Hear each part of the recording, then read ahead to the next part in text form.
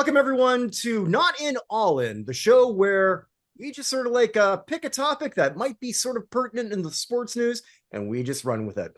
I'm Kirk Buchner, along with Chris Mouradian and Dave Whitlock, my usual cohorts in this.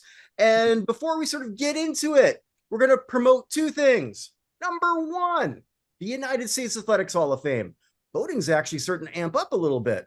All right, maybe some of you are seeing that on that Reddit post I just paid for. Huh? I paid for it, so somebody, please. Everybody should see it. I'm struggling here. And you're going to go to www.theusahof.com, where you're going to help shape the third class of the United States Athletic Hall of Fame. And since we talk about stuff weekly, what better to talk about right now than, Dave, who was the Sportsman of the Week? And where can they find that? The Sportsman of the Week was Tommy Fleetwood, the big winner of the PGA Tour Championship. His first tour win. He'd been very, very close to winning for some time. Golf is one of the more popular sports, men's and women's golf, that I've recognized Sportsmen or Women of the Week. You can find that at www.lhd-on-sports.com and do a weekly blog of pretty short, one paragraph, Sportsman of the Week, what they did. Just keep it simple, but always have that recognition. Been going for, I don't know, 10, 15 years now. So long time tradition. Thank you for that. Who's the record holder? So there's lots of people tied with three. Because you get cap it at three, right? Yeah, well, I don't cap it, but you better do something special. Okay. But yeah, Tom Brady, LeBron James, of course, some of the great cyclists like Chris Froome, Tadej Pogačar. I don't think Tiger Woods was around early enough. Scheffler's starting to get there.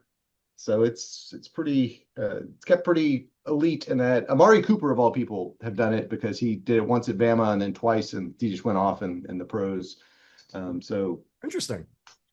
So he's the answer to one of these things is not like the other. Yeah.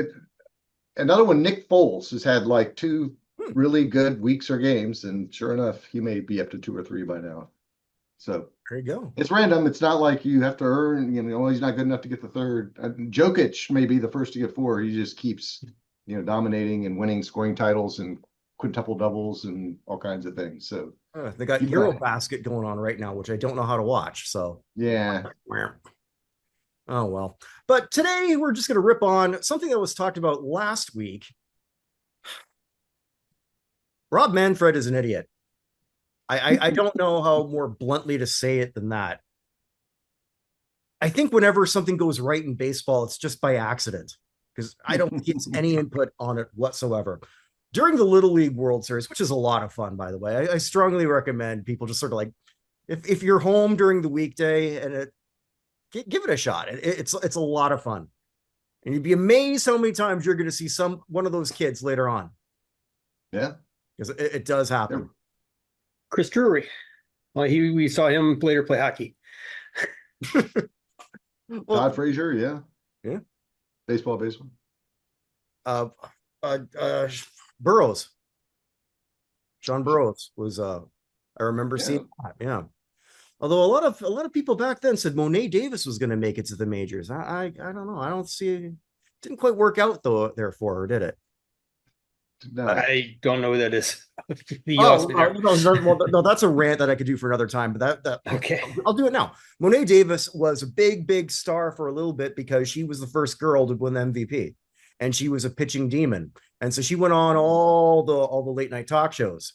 So I think she was even on Letterman. I could be wrong on that, but I know I saw her interviewed, and so, of course, a lot of people, because they have to have a hot take. Well, we're going to see a girl in sports. You know who didn't say that? Monet Davis, because she knew that she was 12 and everyone else was going to pass her in height. So, strength. Are you going to be in the majors? Well, I think I'm going to go into basketball, and which she did. So she's playing college basketball right now. I want to say for Hampton. I could be wrong on that, but not in a major program. Because I looked at it, I was curious, like a couple years ago. So. And I think so she's going into either sports medicine or a sports agency or whatever. But yeah, she knew all along that, I don't know, eventually these guys I'm striking out now are going to be 8 inches taller. May not work that well, but that's neither here nor there. Sorry about that rant out of nowhere. I asked the question. That's my fault. Don't feed him, Chris. I'm done. No. Rob Manfred There you talked go. about realignment, and he didn't just talk about realigning. He more or less said, he didn't say it like this, but he would do it all geographically, making the assumption that a lot of us did, that so much for the National League and the American League is what we know it. And some people didn't necessarily pick up on that, because a lot of articles sort of came out where they were actually, John Boy just put out a great video today, which was sort of, I thought was kind of interesting. And it sort of went back to 2 divisions and then have 4 in each one go through. And because the presumption is in the next few years, we're going to have an expansion team in the West and one in the East. In the West, possibly Salt Lake City or Portland. In the East, Charlotte or Nashville. And his thinking was you would do split seasons. The top team gets in for season 1, and then they're still for the half season 1, still fighting for a seed. And then on the second half, same thing. And then it would just be, so you have 16 teams in, but the first elimination is 1 game. That's it. And then the second one would be, elimination just to get to the next group, which would be for 2. It's actually a really good, it's interesting. I'm not describing it very well. Won't matter. It won't happen anyway. Chris looks like he's in so much pain right now. Well, yes, because if you just go back 2 episodes, it's not because of my talking, is it? No. The idea is that you're translating from somebody else. You already have 5 teams basically in untenable positions right now, with whether it be stadium or funding or things like that. Figure that shit out first before you start talking about adding 2 more teams. I mean, it's like fucking Sears building more brick and mortar while the other ones fail behind it, and then you wonder why the hell they went out of business. I love that analogy, by the way. I do too. Yeah. You're getting tired, Chris. So tired, Chris. A little cranky, Chris. No, I like this version of Chris. Pissed off Chris is the best Chris. This is good. I like it. Drunk Kirk, not always. But anyways, there's even the teams that or the leagues right now that play or have like East West or AFC NFC. There's a division. There's a break, and it's for the postseason, so that you have a right against the left, or whatever analogy you want to look, and to try to, as Kirk mentioned there, try to weed that out of baseball, I think is just ludicrous. You need to have some kind of division between American and National League. I mean, you can change the names of it what you want. Hockey's done that a number of times, but you need to have some kind of break between the 2 divisions. So I mean, right there, that should be a non-starter pretty much for everybody that's a sports fan. And to my knowledge, no one's asking for this. I don't hear teams sort of asking for this either. We're all old enough in this group here to remember when the NFL added Carolina and Jacksonville, then they realigned, and it was actually very necessary. When you had Arizona playing in the East, Tampa Bay in the NFC North, there's a lot of things that didn't make a whole lot of sense. Everything is kind of fine the way it is, but it's Manfred. I wonder if it's just something he's just floating out there so that he can say, well, I'll concede on this one because we've got labor talks, which I don't even want to get into. No. So that's gonna happen for next year, right? Potentially. I think the 27th season. I think it expires after 26. Okay. All right, because if we have work stoppages in both MLB and the WNBA, I don't know what Chris will do. I'll go back to watching Archer reruns or something. I don't know. But you're gonna say archery. You could do that. You got some targets downstairs. Yeah, sometimes it's more fun watching darts. 180. But anyway, I saw a lot of people sort of with their proposed one, but I'm gonna go with Jim Bowden of The Athletic. And the only reason I'm going with his is because I guess he sort of read the assignment correctly. And he's maybe thinking about how they're looking at it geographically. So let's say if Rob Manfred's dream come true, this is the proposed realignment. Would you like to hear it? Yes, I don't think please. it's Jim's dream come true. I think he's just throwing that out. I don't know. It's a paywall on the Athletic, but I can actually see his alignment. Oh, Yeah. I pay enough for other stuff. God damn it, Disney's got my money. A lot of people have my money. I know. I threw that in there just for you, Chris. yeah, Disney doesn't get my money. I know they don't get your money, but I'm poking the bear of cranky Chris. Yeah. We don't want to go down the Disney path tonight. You know. So, but the first one is sort of, if you sort of like decide that Wisconsin decides to keep you, we've got the Midwest division. The Cubs, the White Sox, the Brewers, and the Twins. That's your division. So fundamentally, we got to decide: are we going to separate New York and Chicago teams and LA teams, or put them together? And I did not. Yeah, no. The thought is, well, this is a shot across the bow. We're going to put these two, the two teams that, and historically, of course, those teams. There's 3 in New York at one time, and 2 in Chicago. They grew up in different leagues. Which are completely different commissioners. There's a completely different, even umpires up to the 70s or 80s with completely different rules. And that was because, hey, if you live in one of these cities, you get to, at the time, there's no interleague, so you get to see all these teams, all the teams wander through, and there's always home games, and it's a big enough city. And I think I'll just start with that. I don't like the idea, well, I don't like many of these ideas at all, but to put the White Sox and Cubs in the same division, then there's just a division. It's the Chicago division and the New York division, and then you're going to say, okay, who's winning those divisions? Let's keep them. Start with that. My premise is keep them separate. That's my first take on that Midwest division. Is put a Milwaukee, Minnesota, Chicago, and Cleveland or something in there, and then flip the other way. I didn't pay attention to league. I want to keep the league separate too, more or less along the current trajectories. But this also separates the Cubs and the Cardinals, which is one of the great rivalries in baseball. Yeah, which should never be separated. Absolutely. Yeah. And, yep. So that's the first division. Then he goes by the Southwest. So we have the Astros, the Royals, the Cardinals, and the Rangers. So I guess it's okay, Missouri and Texas. Right. Okay. That makes some sense from putting Texas and Houston are different cities, same state.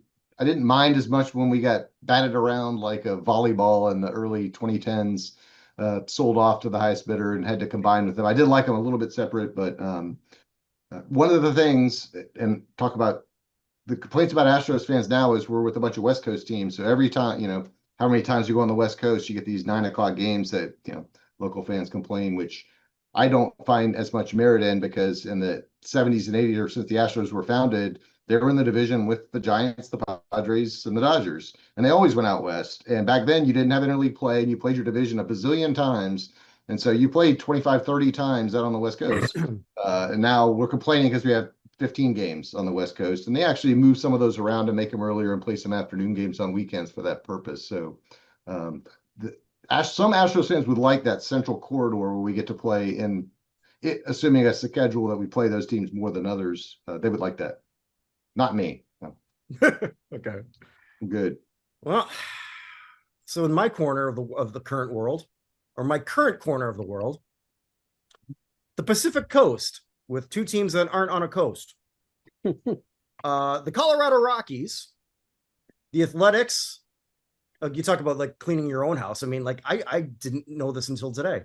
I didn't know that they haven't actually built anything yet in Las Vegas. No, they're like a hole in the ground where the Tropicana used to be. Yeah, they're way behind the time schedule there. Yeah, so Sacramento for a lot longer. And then my nightmare scenario coming true, because that Athletic team, there's a lot of young talent. They're going to be at least 15 games better next year. The A's? Yeah, they're really stacked. They've done well. Yeah. So the Rockies, the A's, the Mariners, and the Giants. The Portlands. Oh, not the Portland. What's your Hoosies or the? No, he's okay. That we'll get to that division in a minute. Don't spoil it. No, actually, he doesn't even have them. Oh, okay. So you just have the existing, or do you choose Salt Lake? No, they're like it's not there in the other one. So for whatever reason, he doesn't have it set up that way.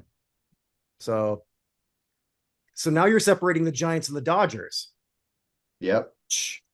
To put the Giants and A's, which was a traditional intercity thing, intra-city thing, interleague play. That was one of the successes, and of course the big World Series in '89. But yeah, strike 2, strike 5. We're just ruining a lot of fun for baseball fans. So then we get to the West. So Angels, Dodgers, Diamondbacks, Padres. Again, geographically, I see why it's going this route, but it doesn't seem like a whole lot of fun. But it's probably what they would do. All right, let me get to the next one he's got.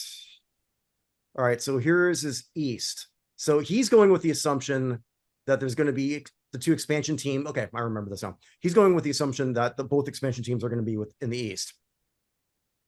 Okay. Because there's not enough teams out in the East already. No, of course not.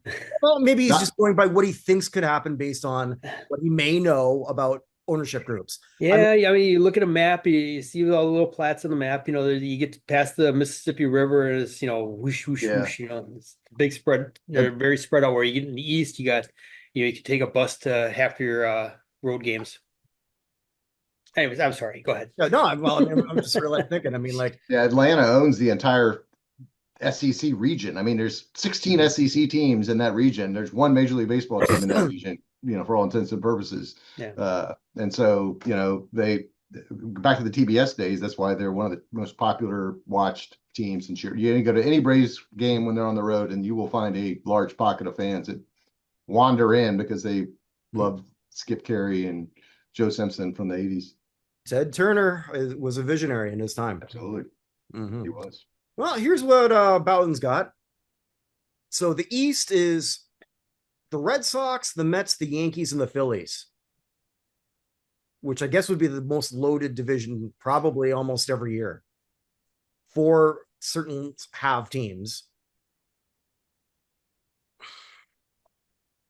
Yeah, somebody noted that if those 4 teams put together, 2 stadiums would be burned down a year by opposing fans. It would just be a complete raucous, fist fights.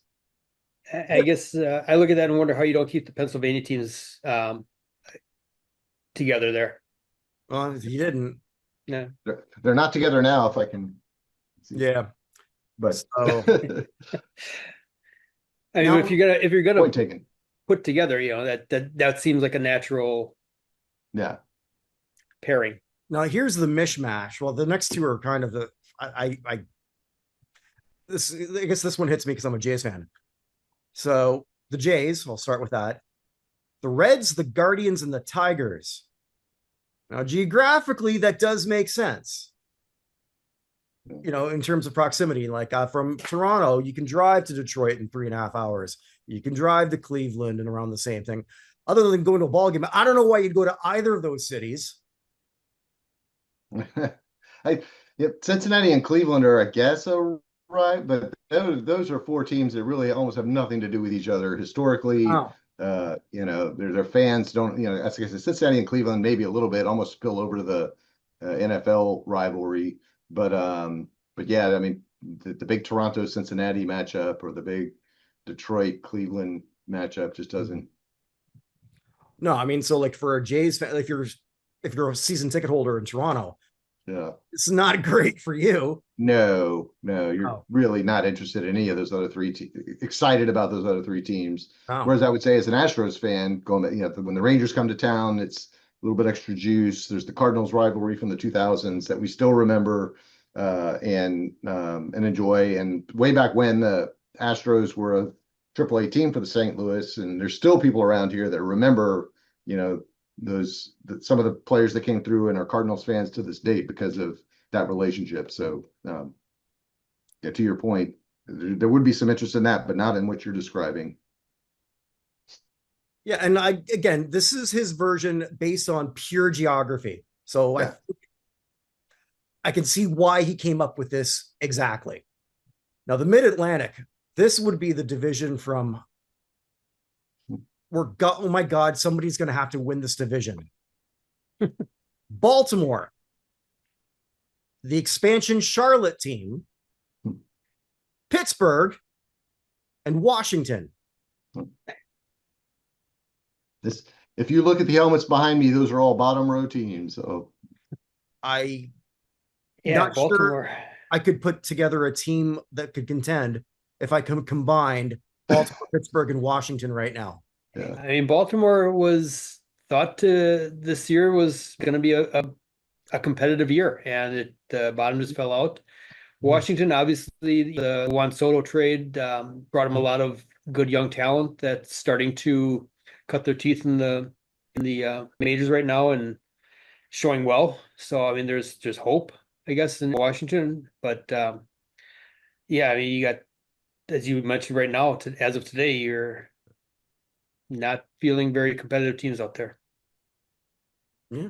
And so you look at all these teams, right? So like every big star on Pittsburgh, it's like, okay, so when's Skeen's going to join the Yankees or the Astros Yeah. or the Dodgers? Red Because Sox, yeah. yeah, we're going to have for the first time ever, I think, a starting pitcher with a losing record win the Cy Young, and no one's going to have a problem with it.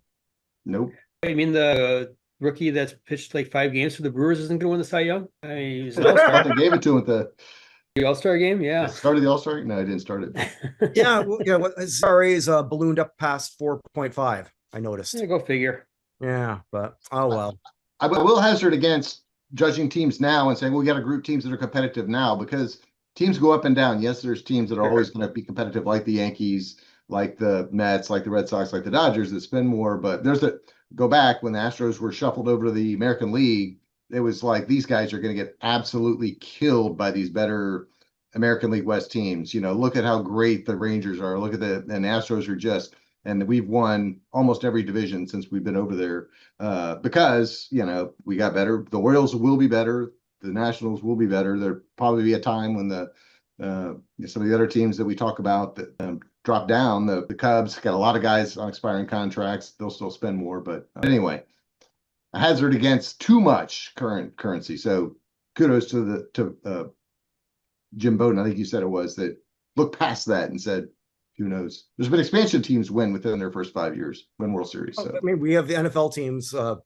in four team divisions advance on a sub 500 record, so or 500. So yeah, that's just how it's going to be. And the last division, I guess, the SEC, Atlanta, Miami, Tampa, and Nashville.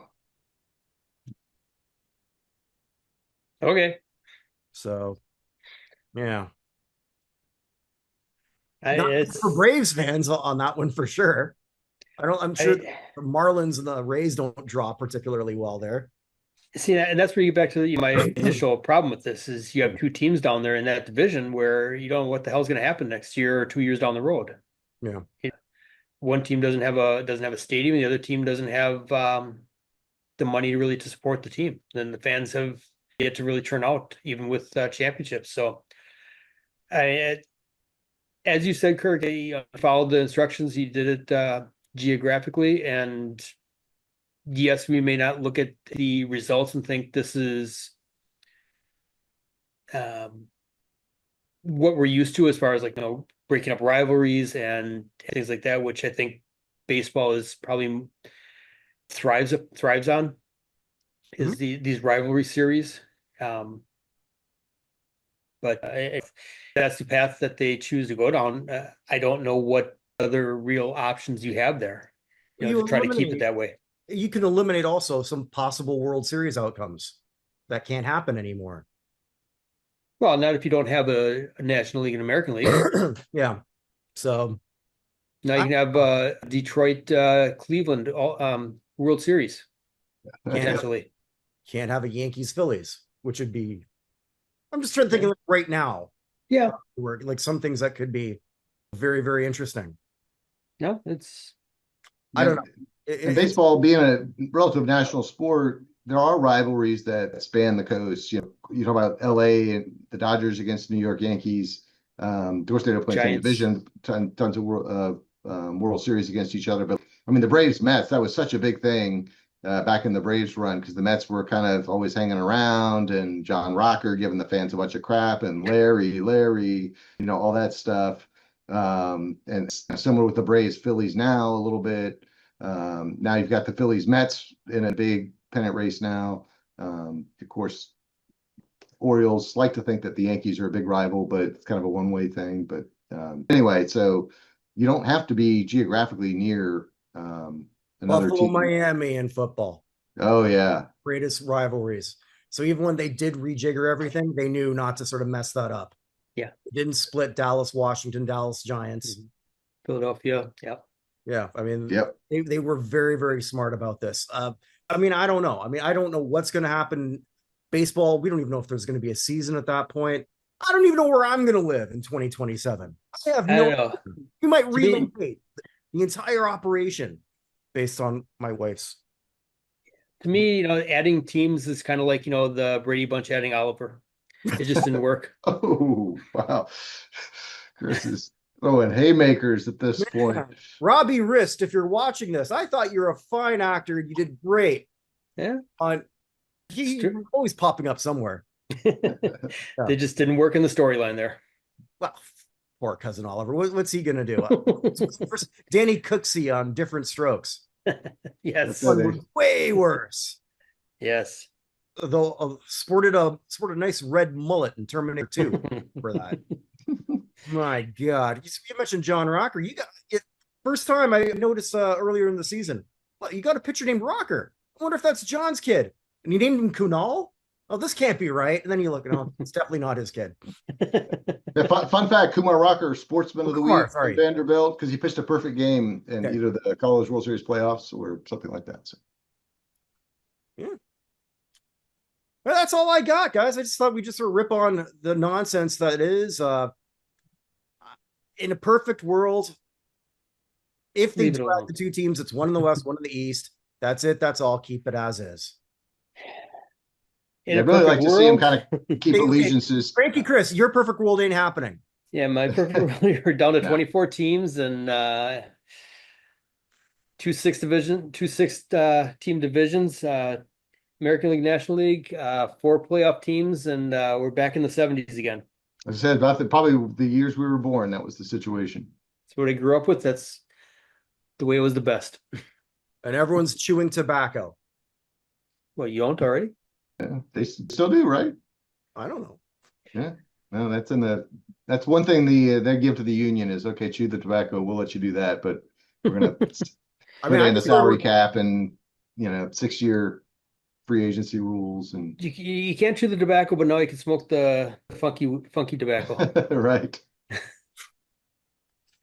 Oh man, well, I guess that's all we sort of got, unless there's something that in the world of sports that you just sort of like want to bring home to close everything off. I just want to remind people to go out there and vote for the United States Athletics Hall of Fame. The more different, diverse voters we get out there, the more the more the vote gets spread along lines. More people voting, the better it is for everything. And go check out Dave's Sportsman of the Week blog there. He posts it several times a week on X there under the LHD on Sports site there. So go check that stuff out. Absolutely. Yeah. So our usual close, wherever you are, wherever you may be, make today count, because unless we're in a parallel universe, this never comes again. Tally ho.